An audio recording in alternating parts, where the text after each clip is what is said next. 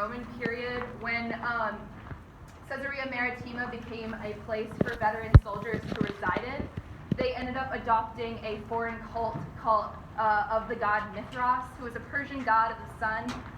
And he was readily accepted by the Roman soldiers, partly because he was a warrior in his own pantheon, but the other thing too is they seemed to identify with this idea of strength. The Persians themselves, it was one of their core gods. I don't know if any of you have heard of Mithridates, who was a very important king. He was one of the people that actually tried to fight off and drive the Romans out of like modern day Turkey. Anyway, he was named after the god Mithras. So the cult of Mithras was actually practiced in this Mithraeum. It was a very secret cult. You had to be initiated through a series of rituals into it, and actually was a hierarchical cult.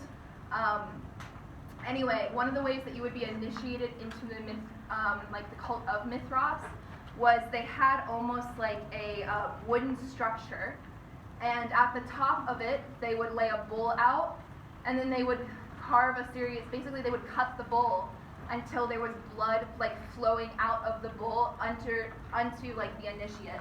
So the initiate basically would have stood like here underneath the bull, and they would have let the blood like drip down onto them. And it was in this way that they would like connect to their god Mithras, who was actually like represented as a bull. It was one of his sacred animals. This hole right here, at certain points in the year, would allow sun to come onto the altar, and which was very important, as a sun deity, in order to connect, to have that natural connection. This was a very important part. Anyway, so this is the Mithras, or Mithraeum. This is where the cult would have practiced it. So this is where the Roman soldiers would have come, connected to their god.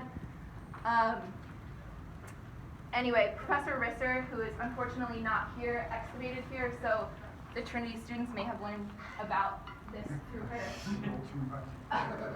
Anyway, no, the cult of Mithras is very fascinating. What?